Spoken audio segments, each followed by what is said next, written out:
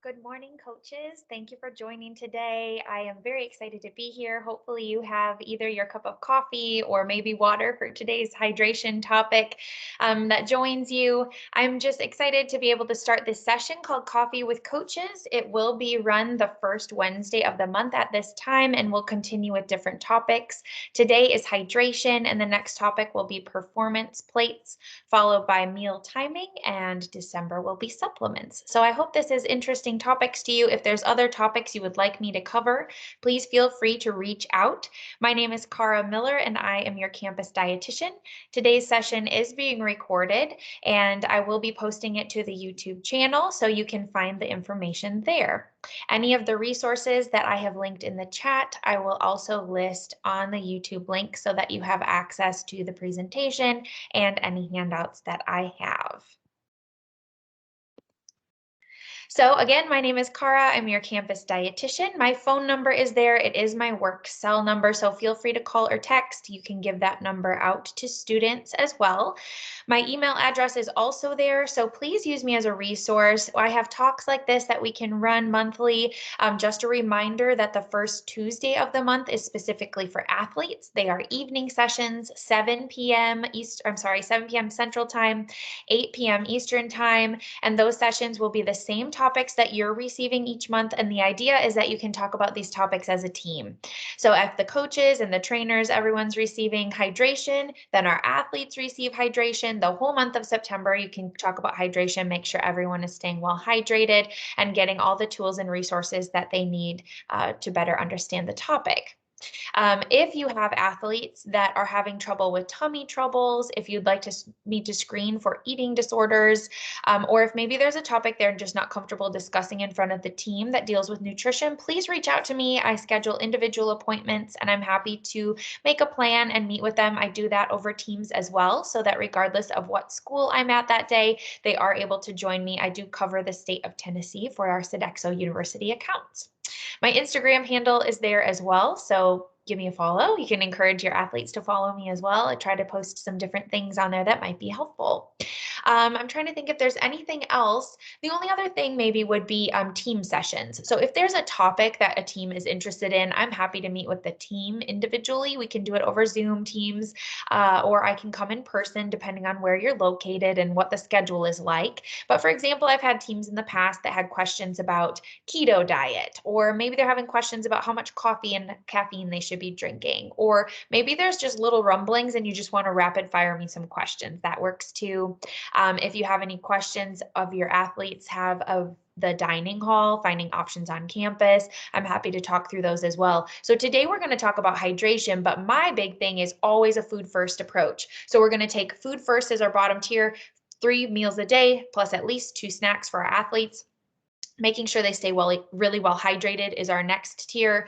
Making sure they get enough sleep. I'm not going to talk about that a ton, but please encourage your athletes to be getting at least those 7 to 9 hours of sleep each night. If we don't have those basic building blocks, then the additional stuff just doesn't as effective. I kind of talk about it as like a gushing wound, putting a Band-Aid on it. Unless we take care of the root cause, some of these additional things aren't going to be quite as helpful. So today's topic is hydration. We'll be covering, again, performance plates, meal timing, which can affect tummy troubles, things like that, cramping, stomach upset, and even performance. And then in December, we'll talk about supplements. So we have monthly topics the first Wednesday of the month for coaches and staff. So our statistic for today is around 65% of athletes come to a competition or practice dehydrated. This number is huge. When I asked some of the athletes for compliance meetings and stuff, they were saying 80%, 60%, 70%, 100%. They all know it's high, and yet they still aren't drinking enough water. So it is good for you all to be able to encourage them and to provide those tips and tricks so that they can stay well hydrated, because if they're showing up to your practice and they are already dehydrated, your practice is already starting off lower than it could. Your potential is already being decreased. You're not going to meet the maximum potential of your practice if your athletes are not properly hydrated. So just reminding them that hydration is super important, and we want to make sure that they are drinking plenty of water throughout the day. And we'll talk about other food sources and things as well as we go through the presentation. So 65% of people are dehydrated when they show up to competition or practice. What if the other team is properly hydrated? That could put you at decrease, or like a big risk for losing the game or the performance, right? Not performing at your optimum potential. But why? Why is that? Why is dehydration something that impedes our performance? Well, one of them is our aerobic endurance. If we don't have enough water, we can't send our glucose and everything through the system. And so it can actually hinder your longer term performance. So thinking about a long run, thinking about a 90-minute soccer game, anything like that where you're doing you got football, long game. If you have volleyball and you go into extra sets, you need to make sure that you have that endurance. And if you're dehydrated, you may not get there. Another one is power and strength. So that's these quick bursts. We need hydrogen and oxygen, that water molecule, and the electrolytes and our carbs to be able to provide that optimum power and strength to really get off the blocks, to make a quick reaction. If you're in the corner, you're doing a corner kick, you may be able to make that header and score the goal, right? So there's a lot of times that we need a really quick burst of energy, a really quick reaction time. Maybe you're running for a fly ball or a shortstop diving for a catch. We want to make sure that you have those quick bursts available to you, and that power and strength can be impeded if you're not well hydrated. Muscle cramping is another one, or even injury. We are at increased risk for injury if we don't have enough hydration. I like to think of it as when you kind of rub your hands together, you get that heat, right? We all know that when we sweat, it removes some of that heat. It helps to cool us off. But sometimes we forget that the same thing happens in our muscles and in our joints with the lubrication. So if we have a lot of stress and a lot of tension and a lot of heat building up, we actually may be putting ourselves at increased risk for injury just by not having enough water. Last but not least, for sure, is our brain. Our brain is made up primarily of water, and any decrease in hydration can impede some of that cognitive function. It can affect mood, make people a little more aggravated, agitated during practice. Maybe their alertness, they're just a little sluggish, they're having trouble concentrating. Maybe you just went over a quick drill and they are not able to remember it. It's a player who normally would remember what you're talking about, but they just can't remember. Their short-term memory is impeded. And all of these can happen with just as little as 2% loss in body weight because of not being hydrated enough. So for some of our smaller cross-country runners, that might be 1 or 2 pounds of weight loss. But for some of our bigger athletes, taller, bigger guys, that might be up to 3 to 4 pounds, but still that's very easy to lose over the course of, an hour or 2-hour practice or performance. It's easy to have an athlete lose 1 or 2 pounds of water weight if they're not paying attention to it. So those sweat losses are also important to pay attention to. If you lose a pound during practice, a pound is 16 ounces. So that means that 16 to 20 ounces of water needs to be consumed to make up for that loss in sweat losses. So we talked about the effects. How do we know if our athletes are hydrated? One of the goals is to look at urine color. I know that most of you are familiar with this, and athletes are often familiar too, but this can be an easy opportunity for you to just ask, hey, make sure you're checking your urine color after practice today. If it's real dark, make sure you're getting in more water during practice, more hydration during the day. I like to use the first pee of the day as a good overall indicator of hydration. So if you wake up in the morning and you got this real dark apple juice color, overall, probably not very well hydrated. If it's transparent, like super clear, I know the rule for a while is like pee clear. That actually might be a little bit overhydrated, but remember that we're looking at the pee color and not the color in the toilet. So if it looks clear in the water, it probably is okay too.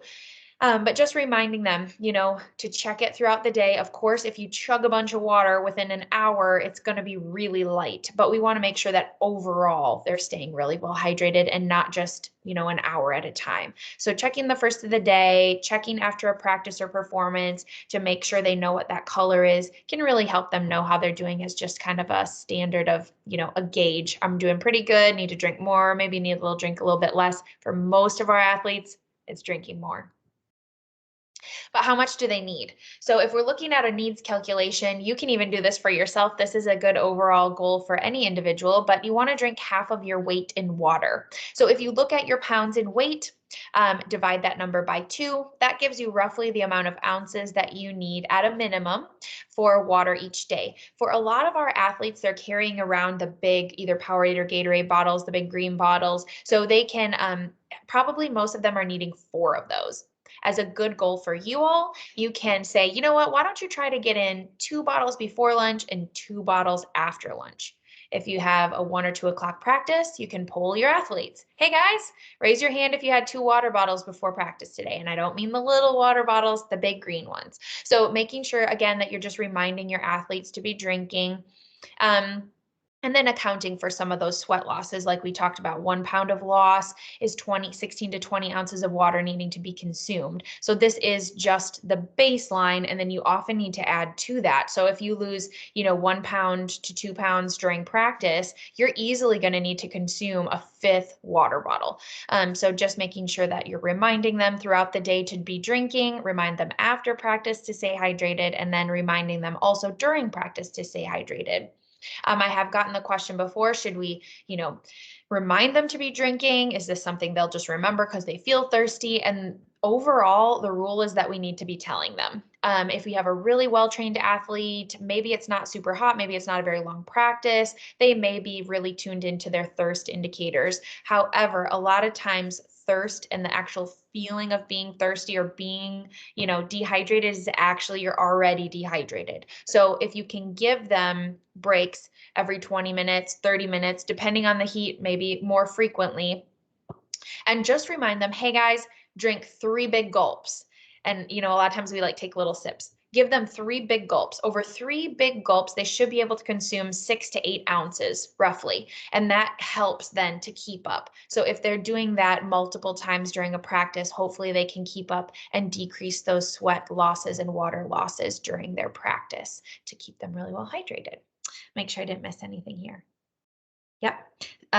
So we'll go on here to talk about when are electrolytes needed. So we talked about water. Water is a great option. Water, water, water, water, water. Drink water all day. Drink it with your meals. But especially during competition or during practices, performances, electrolytes are a great option to make sure you're including.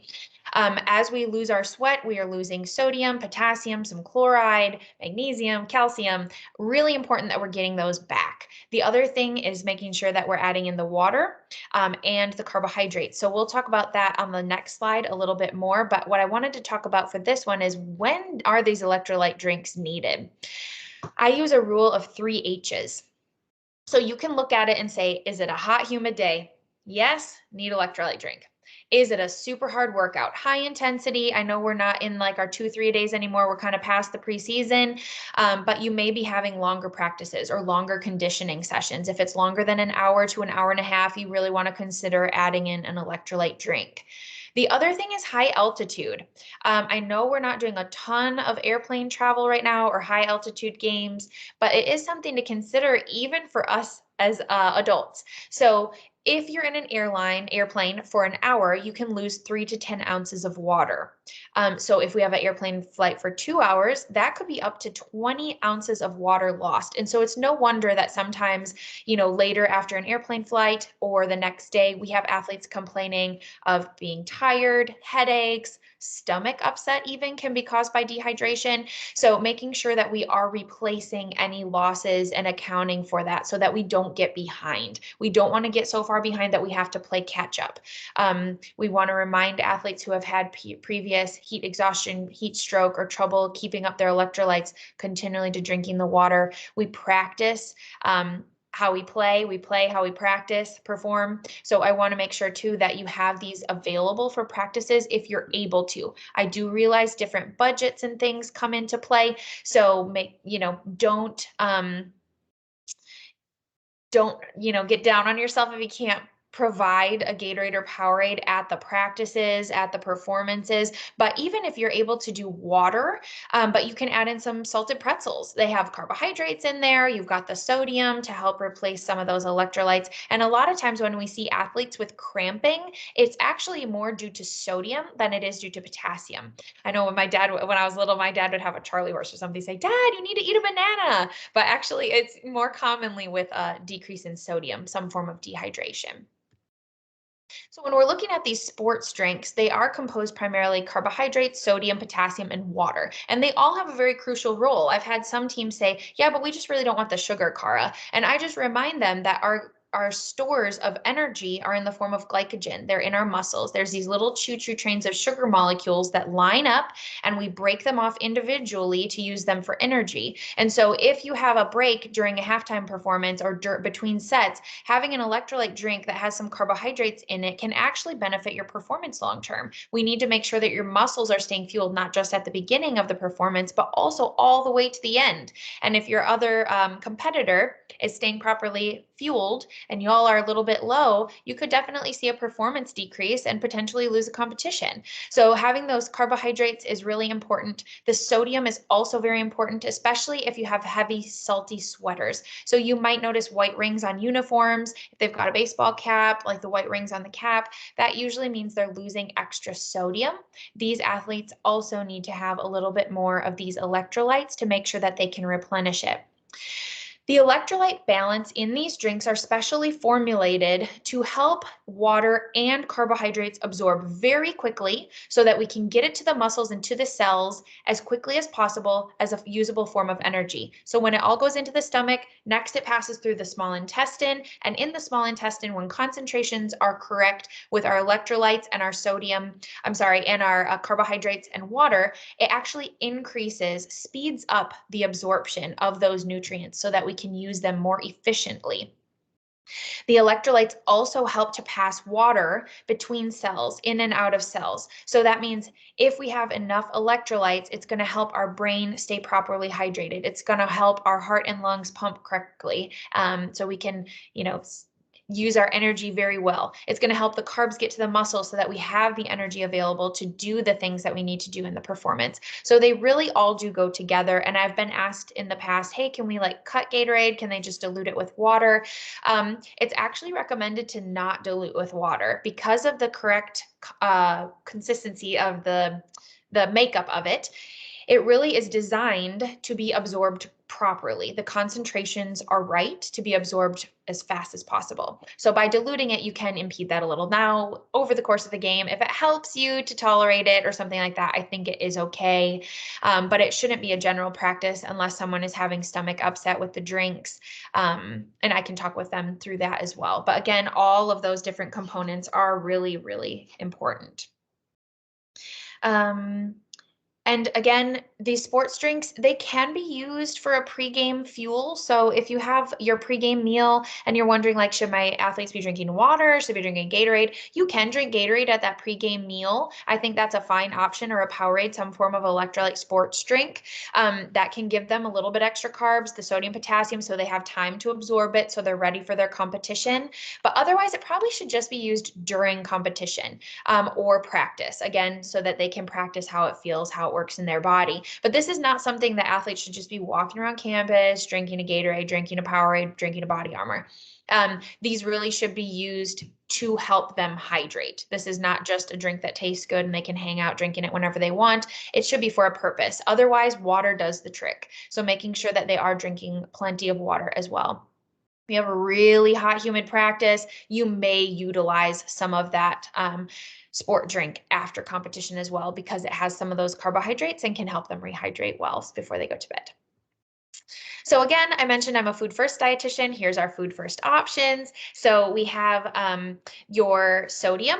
These could be, again, something as simple as pretzels, goldfish, something that's a carb with a little bit of salt on it. If you don't have access to the sports drinks, give them a glass of water, give them a little to-go cup of their pretzels, and they are good to go with their little halftime snack. Pickles are also good. Trail mix is another great option. We also want to look at potassium, as I mentioned previously, but a lot of times this just comes from fruits and vegetables, bananas, fresh fruits and citrus, different potatoes, things like that. Calcium is great too. So again, with their pregame meal, if they'd like to have a big glass of milk, that's a great option. Gives them again some of the carbs, calcium. There's some potassium in there too, so that can be a great option. And then we're looking at a lot of our plant-based proteins. We've got lots of vegetables. We've got our soy or tofu. We've got beans and legumes. We've got nuts and seeds, and all of those have a lot of great nutrients, not just the plant-based proteins, but they're also adding in some of the additional nutrients we need to stay properly hydrated with their electrolyte balances. When they're looking at their plate, we'll talk about this in our October meeting, but they really should be able to find a carb, a protein, and their color. So if you're looking at a pregame meal and you don't see a carbohydrate, a protein, and a good bit of color, they are often missing something that they need. And so that color helps with hydration, it helps with their antioxidants to reduce inflammation, and now we see too it helps with their electrolytes to help keep them hydrated. So a few hydration tips, things you can be asking your athletes. Any and all beverages are good ones. Milk, tea, sparkling water, like the bubbly and the LaCroix are big popular right now. Soups are great as we move into fall. They also have extra sodium added, so that can be a benefit. I even know sometimes with real cold competitions, we have athletes just sip on soup broth. That can be fine too. Lemonade is fine, adds a little bit of the carbohydrates, and smoothies, of course, especially if those athletes are having trouble with their weight. Maybe they're, exercising a lot and having trouble getting in enough meals. Smoothies can be a great way to add in some of the hydration, but also add in the nutrients and calories that they're needing.